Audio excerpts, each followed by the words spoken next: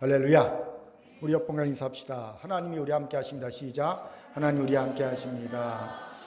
한 번 더 얼굴 보면서 인사합시다. 당신의 얼굴 보니 하나님의 얼굴을 보는 것 같습니다. 시작. 당신의 얼굴 보니 하나님의 얼굴을 보는 것 같습니다. 여러분, 하나님의 얼굴을요 째려보지 마십시오. 예. 온라인 예배 드리는 분도 하나님 우리 함께 하십니다. 아멘. 다 저를 주목해 주시기 바랍니다. 찰스 샤이어 감독, 그다음에 주 드로 주연의 2005년에 개봉한 나를 책임져 RP라는 로맨틱 코미디 영화가 있습니다. 주인공은 남자 RP고요. 이 사람은요 바람둥이 여심 저격수입니다. 사진을 보여주십시오. 예, 저는 RP 있지요.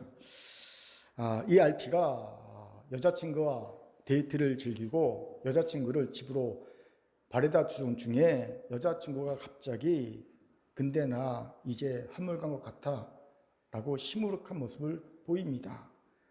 그때 RP가 깨닫지요. 그녀가 칭찬을 바라고 있구나. 직감하지요. 질문이 생깁니다. 맞춰보십시오. 일부 예배 때는요 맞췄어요. 이때 여심 저격수 RP가 한 말은 무엇이었을까요? 1번 무슨 소리야? 넌 세상에서 제일 아름다워. 2번 에이 무슨 그럼 나는 쭈구렁탱이 할아버지겠다. 3번 요즘 내가 너무 바빠서 그래. 4번 아무 칭찬도 해주지 않았다. 몇 번인 것 같습니까? 1번. 몇 번? 정답은요 4번입니다. 아무 칭찬도 해주지 않았습니다. 흥미롭지 않습니까? 왜 여심 저격수인 RP는 뻔히 칭찬을 기대하는 줄 알면서도 칭찬해 주지 않았을까요? 이유는 간단합니다. 뻔한 칭찬은 효과가 반감되거나 효과가 없기 때문입니다. 래퍼와 핸드로라는 심리학자가 아이들 대상으로 브로콜리 먹이는 실험을 했어요. 아이들이 먹기 싫어하는 브로콜리를 먹을 때마다 칭찬을 한 겁니다. 그랬더니 아이들이 브로콜리를 잘 먹기 시작했어요. 칭찬은 고래도 춤추게 하니까. 하지만 연구팀은 이에 그치지 않고요. 계속 아이들에게 칭찬을 해 주었습니다.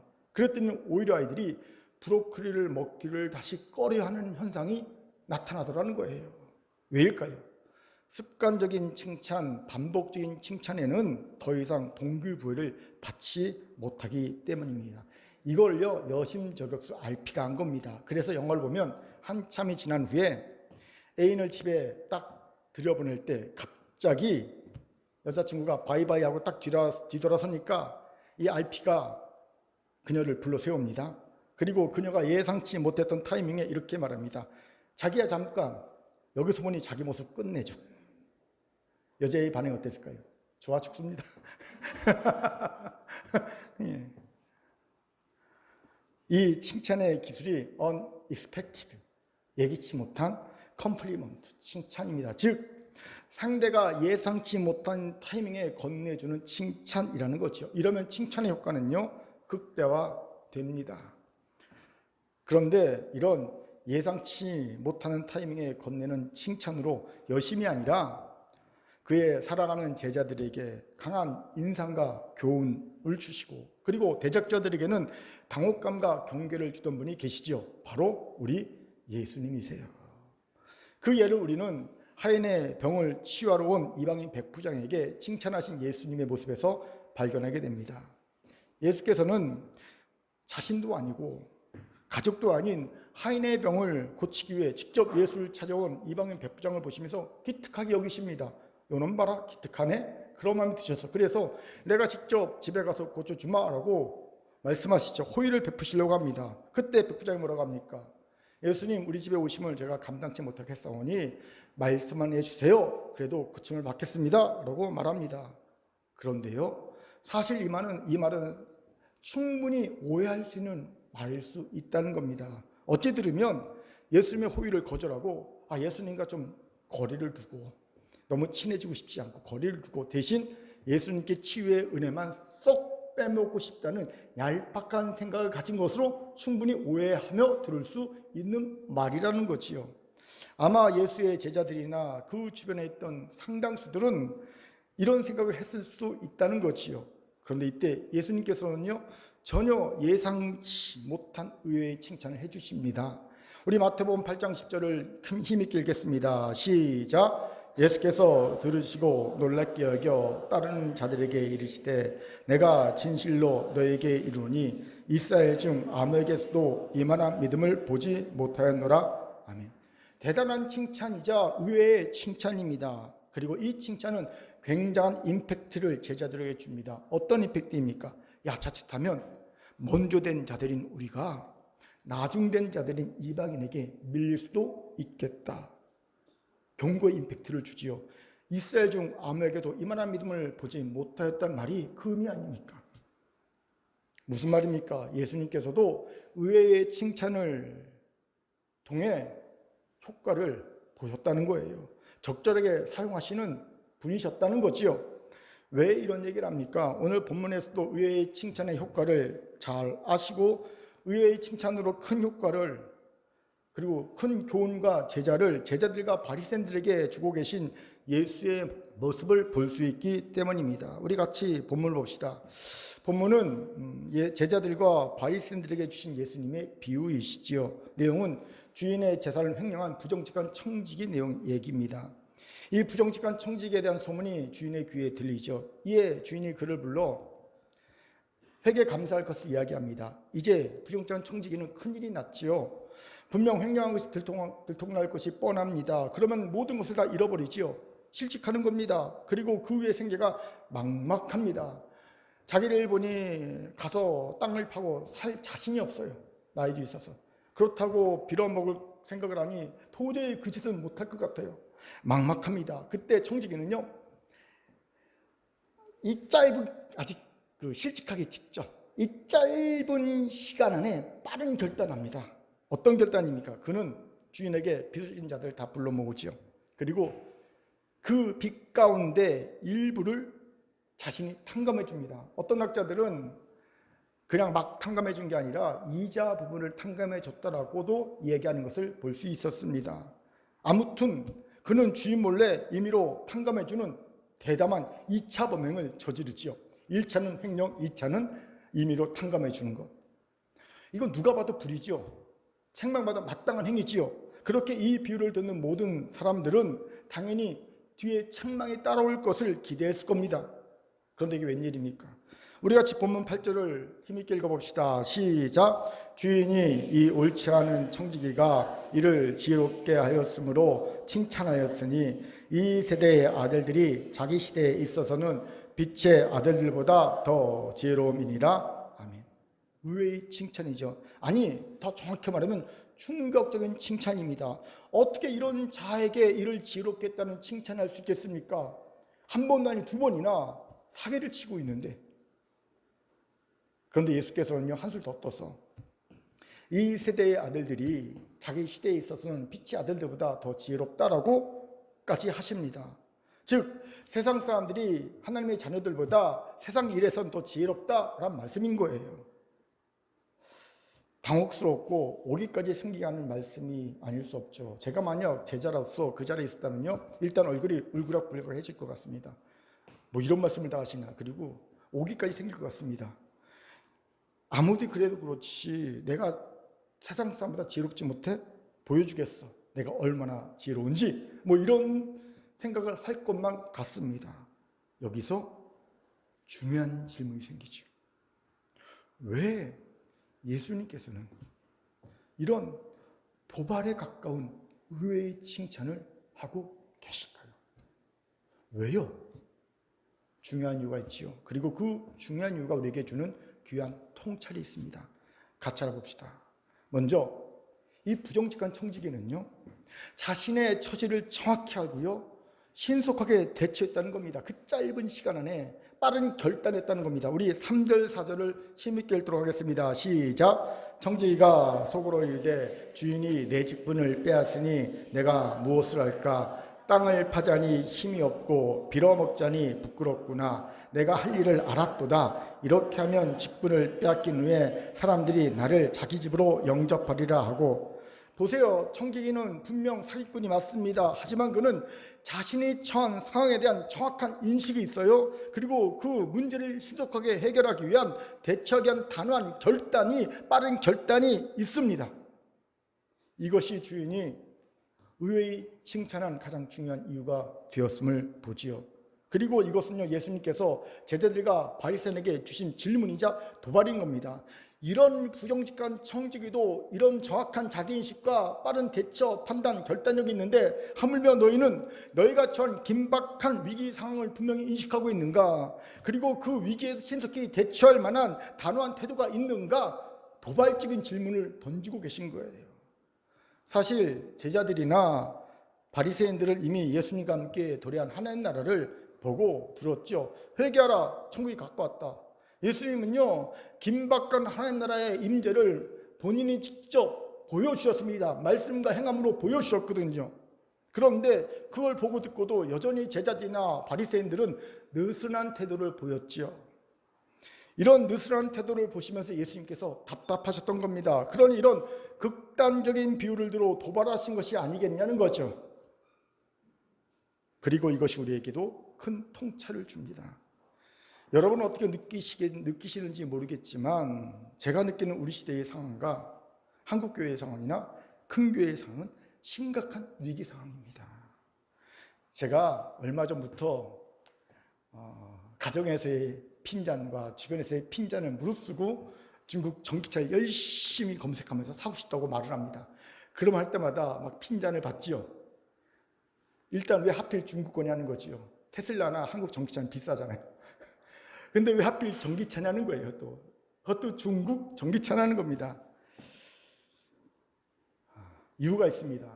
지금 당장 이산화탄소 배출량을 줄이지 않으면 10년 후에 미래의 삶이 아니라 우리 아이들의 삶이 아니라 내 삶을 장담할 수 없기 때문이에요. 무슨 말입니까? 6도의 멸종이라는 책이 있어요. 꼭 읽길 바랍니다. 사서 읽든지 여건이 안 되는 분은 제가 제 책을 도서관에 잠시 맡겨놓을 테니까 빌려서라도 꼭 읽으시기 바랍니다. 이 책은요, 지구 연평균 온도가 1도 올라갈 때마다 지구 생태가 어떻게 파괴되는지를 아주 과학적 데이터를 잘 분석해서 연구해서 설명해 놓은 책이에요.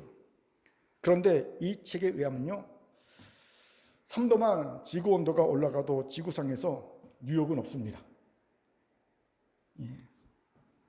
우리나라의 경우는요, 지대가 높은 편이에요. 상대적으로 세계 여러 나라에 비해. 그래서요, 군산이 없어지고요, 영종도가 없어집니다. 군산에 혹시 땅이나 빌딩 있는 분이 빨리 처분하세요. 사라져버리거든요. 그리고 6도만 올라가면요, 지구는 멸망합니다. 6도가 내려가거나 6도가 올라가도 지구는 멸망합니다. 멸망해요. 그런데 작년 지구 온도는 300만 년 전부터 쭉 거슬러 올라와서 최고 온도를 기록하고 있어요. 작년 온도가. 그리고 매년 최고 온도를 갱신하고 있어요. 매년. 3년마다 새로운 기록이 갱신되고 있다고 하더라고요. 지난 100년 사이에 지구 연평균 온도가 0.8도 정도 올라갔어요. 또 탄소가 바다로 유입돼서요, 바다가 이 산도가 최고 수준입니다. 바다 생물체가 지금 엄청나게 파괴되고 있죠. 급속하게 지금 사라지고 있습니다. 또 매년 2,310만 명의 기후 난민이 생기고 있어요. 여러분 시리아 난민 아시죠? 유니세프나 이런 국제 기후 단체에서 시리아 난민 보여주면서 긴급하게 도움이 필요합니다 얘기하는 거 보셨죠? 이 시리아 난민은요, 전쟁 난민이 아니에요. 이 시리아 난민은요, 기후 난민입니다. 시리아가 이상기온 때문에, 지구온난화의 이상기온 때문에 농사를 지을 수 없는 땅이 되어버린 거예요. 그런데 전쟁까지, 내전까지 겹친 겁니다. 그러다 보니까 자기 나라에서는 살 데가 없는 거예요. 그래서 떠도는 난민이 된 겁니다. 기후 난민입니다. 이런 이상기후 피해는요, 남의 나라 일이 아니죠. 우리도 2020년 이상기후로 인한 재산 피해가 얼마냐면요, 1조 2,585억 원입니다. 최근 10년 연평균 피해액이 3,883억 원이었는데 갑자기 작년에만 3배 이상 급속하게 올랐어요. 또 인명피해도 연평균 우리나라가 14명이었는데 작년에만 46명을 기록했습니다. 갑자기 늘어난 거예요. 그런데 더 심각한 문제는요, 인류가 이산화탄소 배출로 인한 지구온난화를 막을 수 있는 시간은 무한정 있지 않다는 겁니다. 언제까지? 과학자들이 말하는 것은요, 2030년 10년 정도까지라고 해요. 10년 정도까지 탄소 배출량 제로를 만들지 않으면, 그때부터는 온난화를 해결할 수 없다는 겁니다. 우리 인류의 손을 떠난다는 거예요. 그때부터는 그냥 이게 통제가 안 된다는 거예요, 이 기후가. 그리고 6도만 올라가면 지구는 멸망합니다. 그게 어떤 사람 2100년이 될 수도 있다 얘기합니다. 우리의 문제예요. 이것이 당면 현실입니다. 여러분, 코로나19 굉장히 무섭죠? 근데 실제 우리가 당면한 심각한 위기는요, 코로나19가 아니라 지구온난화로 인한 이상기후, 환경 파괴입니다. 그렇게 이제는 모든 역량을 총동원해서 이산화탄소 배출량을 줄이고 재생에너지 사용을 극대화하고요, 환경을 살리는 쪽으로 집중해야 합니다. 이걸 이미 실천해서 나라 전기의 100%를 석탄이 아닌, 화석연료가 아닌 재생에너지로 바꾸는 데 성공한 나라가 실제 있어요. 우루과이, 코스타리카, 아이슬란드, 알바니아 100% 다 바꿔버렸습니다. 그에 반해 우리나라는 OECD 국가 중 최하위권입니다. 그런데 이건 사실 정부보다는요, 시당국이 훨씬 더 바꾸기에 용이하다고 그래요. 미국 동북부 지도 보면 동북부에 그 버몬트주라는 데가 있어요. 그 버몬트주에 조그만 벌링턴 시라고 있습니다. 소위 말해서 미국의 깡촌입니다. 예. 우리나라 저 인제 뭐 그런 아주 그런 곳이라고 보면 됩니다. 그런데 이 벌링턴 시가요, 2017년도에 재생에너지로 100% 바꿔버렸어요. 예. 화석연료 안 씁니다. 거기는 이제 완전히 바꿔버렸습니다. 성공했습니다. 여러분, 그 깡촌도 한 일을 우리가 못한다고 말해서 되겠습니까? 마음만 하나 되면 능히 할 수 있습니다. 장황했지만 이것이 제가 전기차를 기웃거리 이유입니다. 결코 새 차를 타고 싶어서 그런 게 아니에요. 믿어주세요. 예. 물론 조금 주유비 아끼고 싶은 마음이 있긴 하지만 진짜 큰 이유는요, 심각하다. 지금 당장 바꾸자면 안 되겠다. 고민하고 있어요. 그럼 한국교회와 큰 교회의 상황은 어떻습니까? 이 한마디가 잘 표현해 줄 겁니다. 제가 언젠가 소개한 적이 있죠. 동네에서 맛집이 없어져도 서운한데 교회가 없어졌는데 서운해하는 사람이 아무도 없어요. 이것이 한국교회와 큰 교회가 전 현실입니다. 아니, 어쩌면 이 말도 한국교회와 큰 교회가 전 현실이요, 부드럽게 유화해서 표현한 말일지도 모르겠어요. 왜요? 코로나19를 거치면서 한국 사회에서 한국교회 인식은요, 무관심과 더불어 이제는 이기적인 집단으로 인식되고 있는 모습을 강하게 느끼고 있기 때문이지요. 그렇게 제가 깊은 고민과 기도를 하면서 사회적 선교라는 배를 띄우게 된 이유가 여기에 있어요. 결단한 이유가 여기에 있습니다. 교회는 이제는요, 사회적인 언어와 옷을 입지 않고는요, 우리가 사는 사회 속에서, 세상 속에서 필요한 곳이라는 인식을 얻을 수 없다는 겁니다. 필요한 곳이 될 수가 없어요.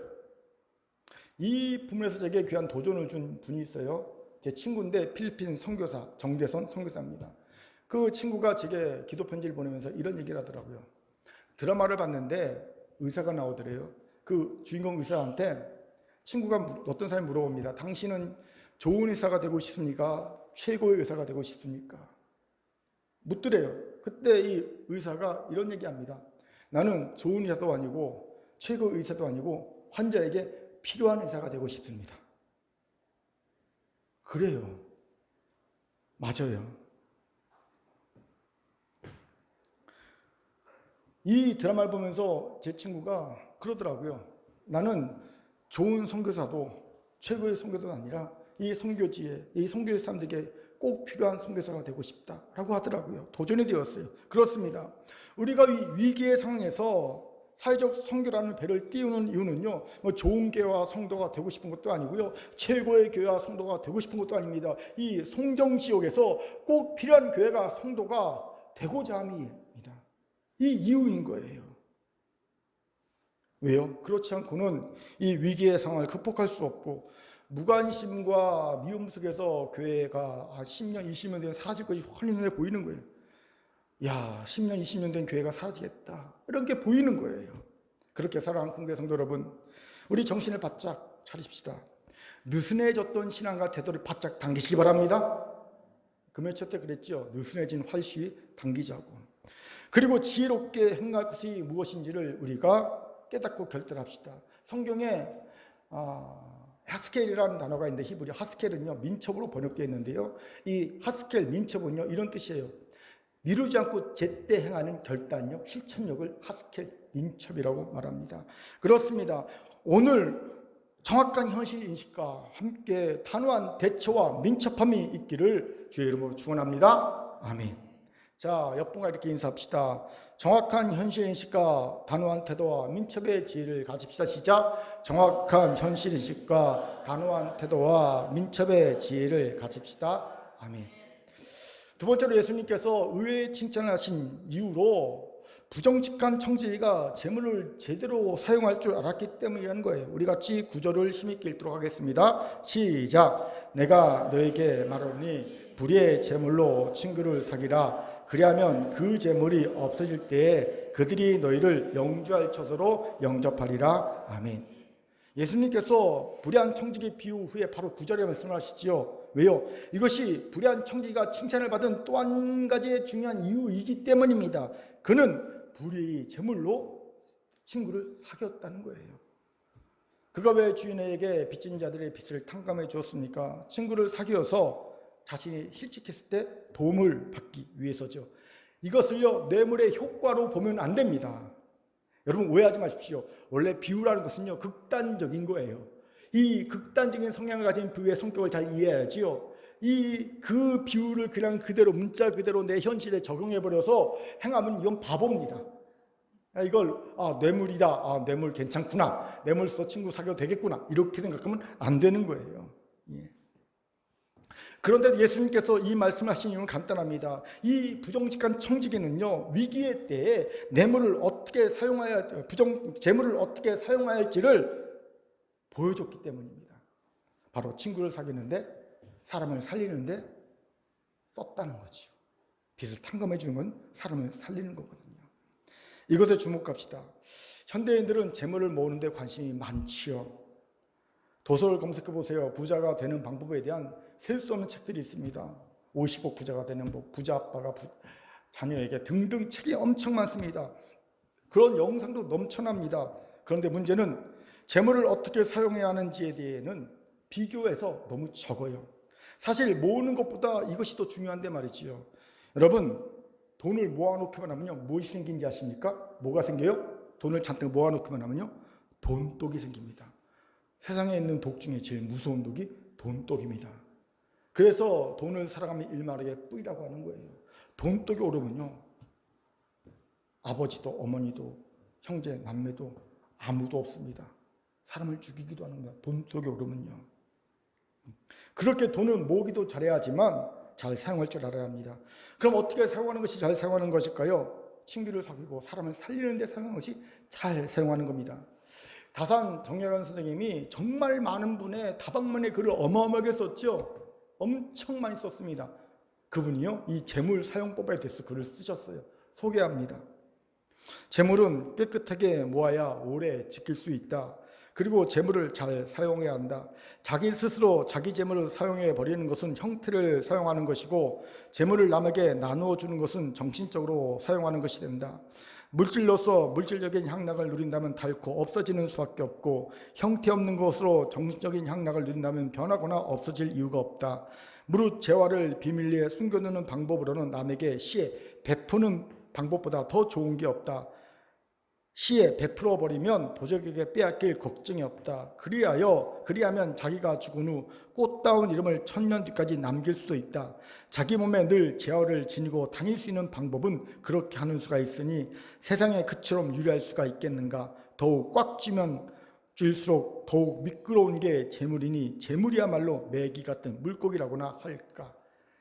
재미있는 표현이죠. 꽉 쥐면 쏙 빠져가 메기겠죠. 재물도 꽉 쥐면 쏙 빠져나간다는 겁니다.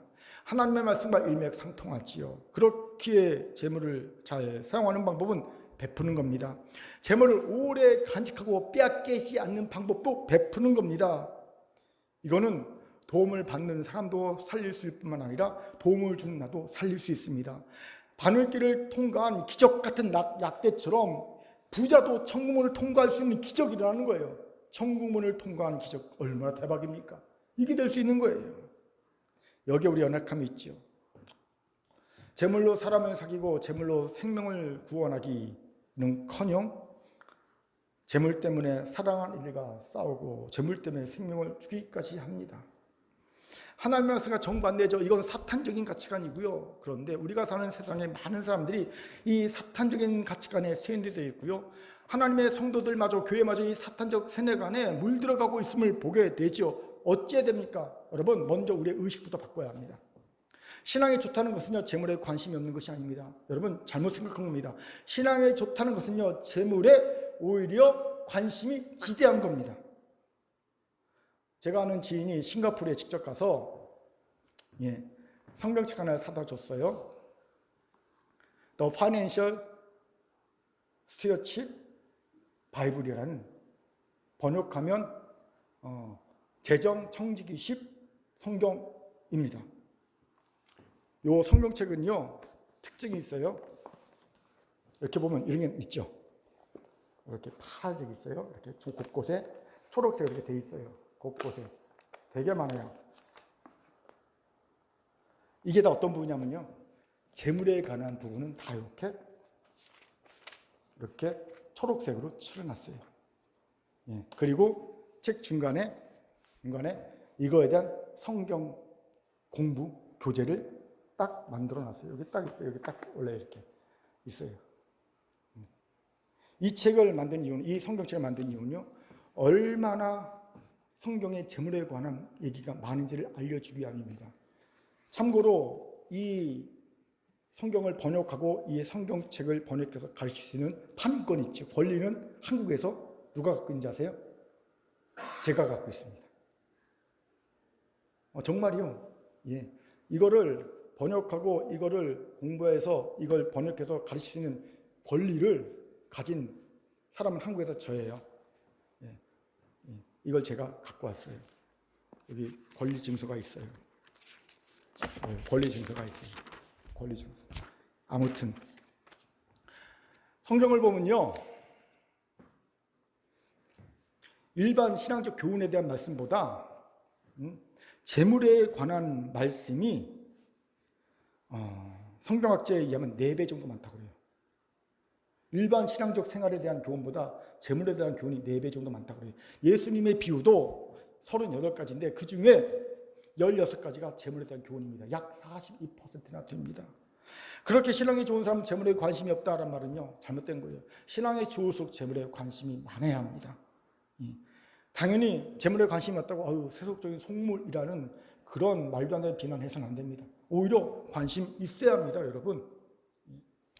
두 번째는요, 재물을 모으는 방법을 잘 알아야 합니다. 우리는 재물을 모으는 것 하면 바로 부동산, 재테크나 주식 투자 정도 생각하죠. 이 중 저도 주식 투자합니다. 저도 35%의 수익률을 자랑하고 있습니다. 그런데 투자된 금액이 30만 원입니다. 한 주, 두 주밖에 안 삽니다. 저는 그냥 주식이 뭔지 알려고 하는 것뿐이죠. 돈 벌려고 하는 건 아니거든요. 그래도 하다 보니까 그래야 한 달에 한 10만 원 정도는 넣어서 한번 사보는 것도 괜찮겠다라는 생각이 들더라고요. 그런데 제가 우려하는 것은 부동산 재테크입니다. 이것은 사실 하나님이 원하시는 재물 모으는 방법이 아니지요. 왜요? 불로소득이기 때문입니다. 그리고 불로소득은요, 누군가에게 손해를 끼쳐야지만 내가 얻는 소득이라는 거예요. 이거는 하나님의 나라와 안 맞아요. 누군가 손해를 봐야지만 내가 이득을 얻는다, 이거는요, 하나님 나라 맞지 않습니다. 그리고 또 생각해보면 집값이 오른다고 그게 꼭 나한테 유익이 된 게 아니에요. 지금 당장은 나한테 유익이 될 수 있지요. 내가 집값이 2배 올랐습니다. 기분이 좋지요. 그런데 좀만 생각하면요, 좀 있다가 내 자녀들이 집을 살 때 그 오른 값으로 살 것 아닙니까? 내가 아는 사람이 집을 살릴 때 옳은 값으로 살 거 아닙니까? 그게 그거라는 거지요. 결국 부동산이 오른다는 것은요, 우리 같은 서민에게 유익한 게 아니라 일부 계층, 많은 부동산을 갖고 있는 계층들에게만 유리한 모양새라는 거지요. 그런데 현실은 대부분의 성도들이 부동산 재테크에 열을 올리죠. 재물 모아야 합니다. 그럼 부동산 재테크 생각합니다. 심지어는 어떤 대형교회에서는요, 부동산만 전문적으로 사고 파는 부교육자를 두고 있어요. 이분은 말씀을 연구해서 말씀을 가르치는 분이 아니라 부동산 사고 파는 일만 하는 분이에요. 목사가. 정직하게 노동해서 번 돈을 아끼고 저축해서 부자가 되고 세상에 유익을 주었던 청교도적 재물관이 바보스럽지만 아쉬운, 그리워지는 순간이지요. 세 번째는 재물을 잘 사용하는 법을 알아야 합니다. 여러분, 재물은 무조건 사람을 사귀고 생명을 살리는 데만 써야 합니다. 이 범위에는 1차적으로 내 가족이 포함될 겁니다. 여러분, 재물을 가지고 누구를 살려야 합니까? 내 가족을 살려야 합니다. 누구와 사귀어야 합니까? 내 가족과 사귀어야 합니다. 고르반 하나님께 드림이 되었으니 난 드렸지 않아도 된다. 가족에게 주지 않아도 된다. 라는 말은요, 허용되지 않습니다. 그런데 여기서 머무르면 안 됩니다. 우리는 가족의 개념을 더 넓혀야 합니다. 어린이 부서 찬양 중에 우리는 하늘 가족이라는 찬양이 있죠. 이 가사가 있어요. 그렇습니다. 말로만 하늘 가족이라고 말할 것이 아니라 진짜 재물의 영역에서 하늘 가족이 되어야 합니다. 요즘에 우리 이정원 전사님의 집이 청년들의 아지트가 되어 있더라고요.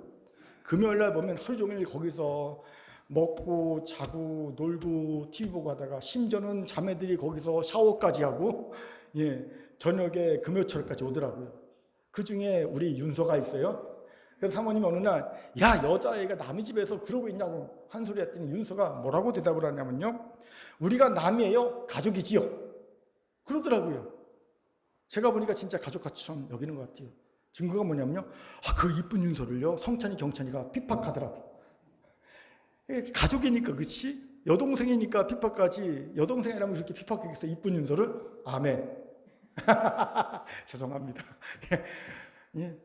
저는 그게 좋다고 생각해요. 예. 가족같이 여기는 게 좋다고 생각합니다. 그런데 여기서 멈춰서는 안 됩니다. 청년들에서만 국한돼서는 안 됩니다. 진짜 우리는 하늘 가족이 되어야 합니다. 그 증거는 재물의 나눔과 섬김입니다. 여러분, 재물이 어려움 있는 자가 있다면 나누고 섬길 수 있어야 합니다. 그런데 이런 가족의 범위는 단지 큰 교회 공동체로 국한되어서는 안 됩니다. 신앙이 성숙할수록 점점 그 가족의 범위가 확대돼야 합니다. 저는 상상해 봅니다. 우리 큰 교회나 혹은 큰 교회 성도 하나가 나중에 부자가 돼서 큰 빌딩 하나를 탁 사회에 기증하는 거예요. 여기 어린이 센터로 사용해 주세요. 얼마나 멋집니까? 그런 부자가 나오길 바랍니다. 그래요. 땅을 기증하면서 여기 아동 센터 부지로 사용해 주세요. 뭐 이런 식으로 다 내놓는 그런 멋진 일이 나타났으면 좋겠어요. 예. 통큰 기부지요. 이런 애가 있기를 주의 이름으로 축원합니다. 아멘. 자, 옆분과 인사합시다. 재물은 사람을 사귀고 생명을 살리는 데 사용해야 합니다. 시작. 재물은 사람을 사귀고 생명을 살리는 데 사용해야 합니다. 아멘.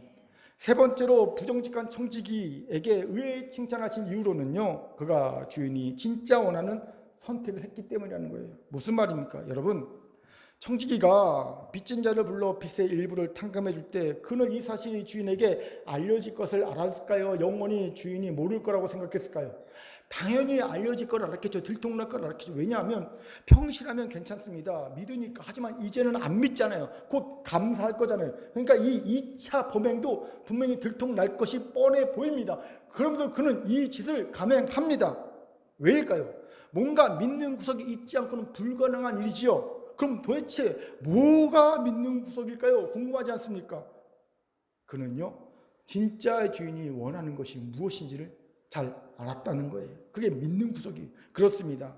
이 청지기는 주인이 진짜 원하는 것이 무엇인지 알았습니다.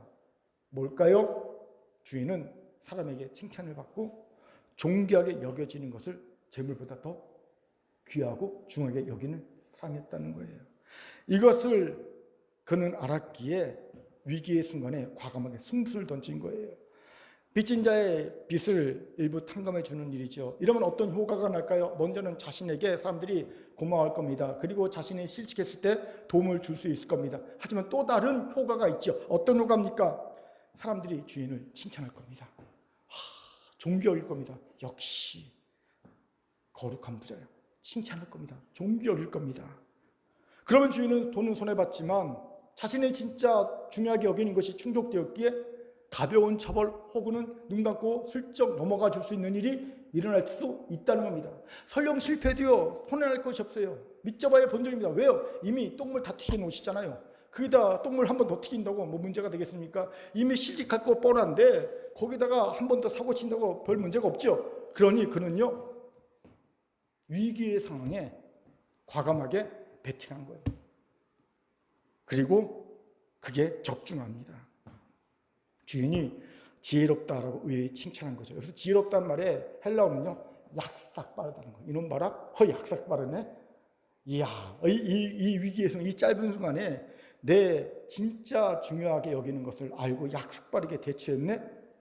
그리고 의외에 칭찬한 겁니다. 이것이 도전이 됩니다. 세상의 아들들은 주인이 진짜 무엇을 원하는지 잘 압니다. 약삭 빠르게 그것을 채워줄 줄 압니다. 그런데 빛의 자녀는 우리들은 하나님이 원하신 게 무엇인지 잘 몰라요. 그러니 엉뚱한 짓을 벌이죠. 하나님이 은혜를 크게 주셨는데도 한국교회가 그동안 벌인 일이 무엇입니까? 천국 백성을 만드는 것이 아니라 교인만 늘렸지요. 하나님 나라를 확장한 것이 아니라 교회 성전과 예산만 확장시켰습니다. 선한 영향력을 키우고 세상과 소통하는 것이 아니라 집단의 이익을 우선시하며 스스로 성역화했어요. 개토화했습니다. 그리고 그에 대한 역풍을 지금 심하게 맞고 있지 않습니까? 하나님이 우리에게 진짜 원하신 것이 무엇인지는 모른 채 우리의 욕심을 하나님의 뜻으로 둔갑시켜버린 겁니다. 왜 이런 어리석은 짓을 했을까요? 왜 이게 있습니까?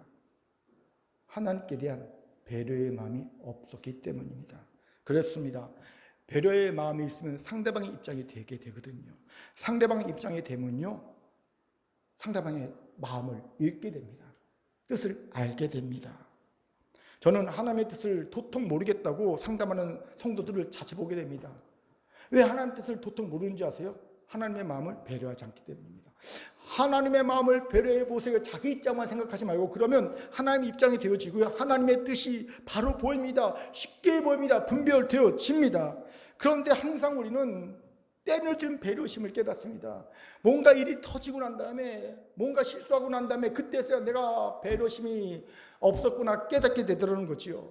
2012년에 하나님의 품으로 가신 고 강영우 박사 아실 겁니다. 시각장애인인데 백악관 국가장애위원회 정책 차관보까지 지낸 대단한 신앙인이죠.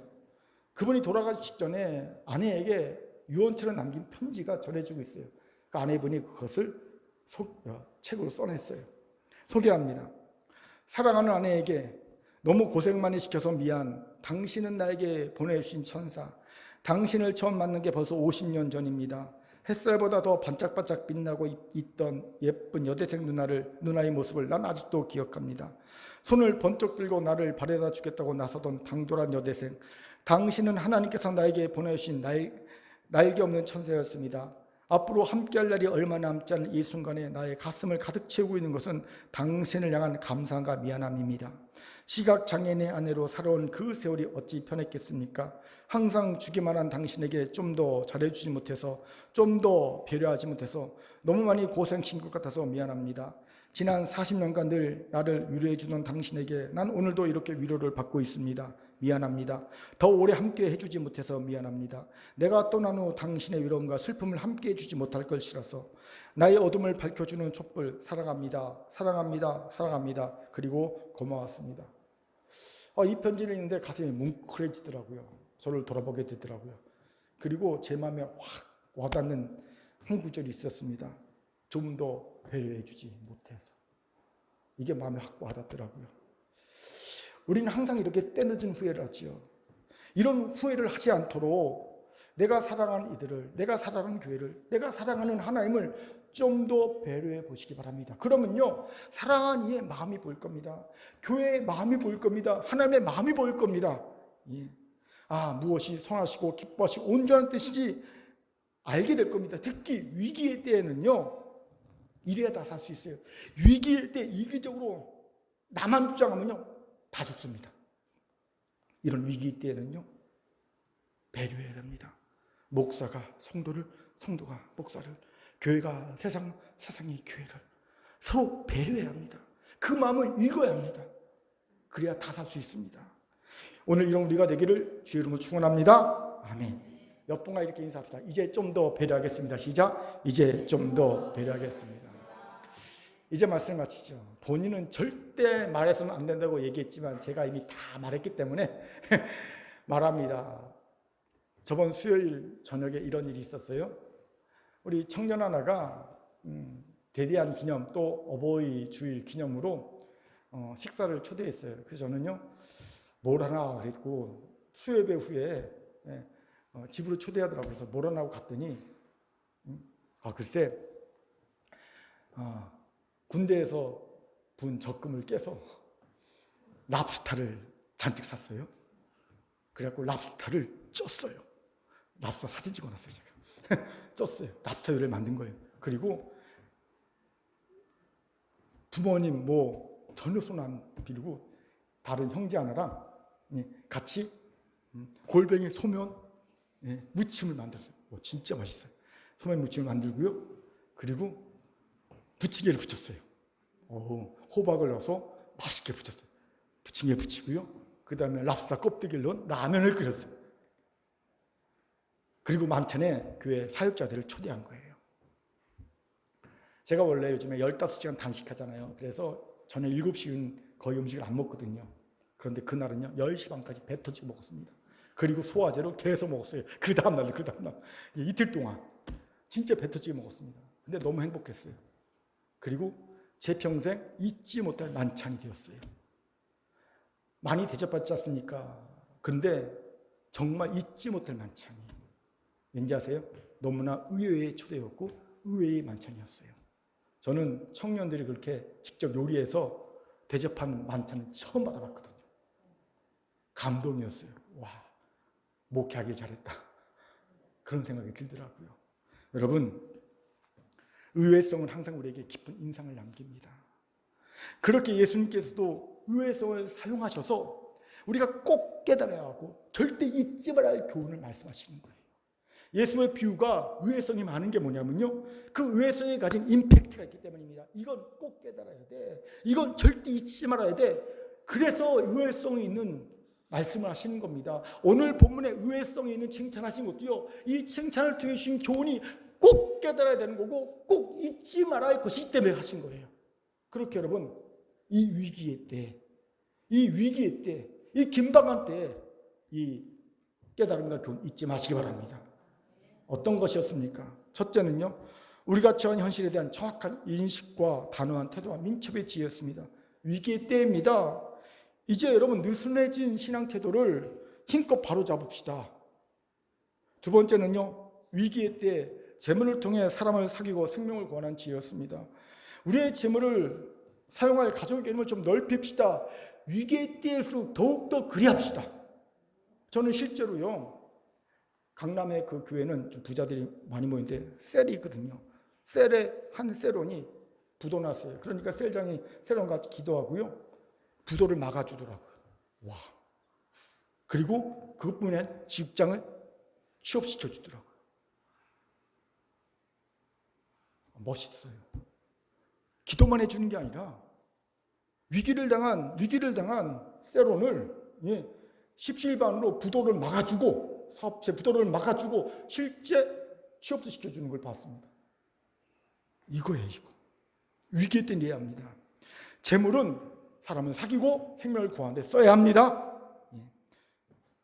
위기의 때 더욱 배려의 마음을 키워 하나님과 교회와 사랑하는 이들이 진짜 원하는 것이 무엇이 아는 지혜였습니다. 바라기는 이 교훈을 깨닫고 이 교훈을 마음에 새겨서 여러분, 있을 만한 교회와 성도, 있어야 되는 교회와 성도, 칭찬받는 교회와 성도, 인정받는 교회와 성도가 되는 우리 모두가 되기를 주의 이름으로 축원합니다. 아멘. 하나님이신 말씀이었습니다. 기도하겠습니다.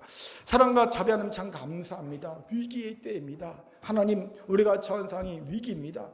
하나님, 그 위기가 우리를 조여옵니다. 이럴 때 하나님, 우리가 오늘 주신 교훈 깊이 깨닫고 이 교훈을 절대 잊지 않아 이 위기를 함께 넘기는 지혜로운 성도들 다 되게 도와 주옵소서. 감사드리며 예수님 이름으로 기도합니다. 아멘.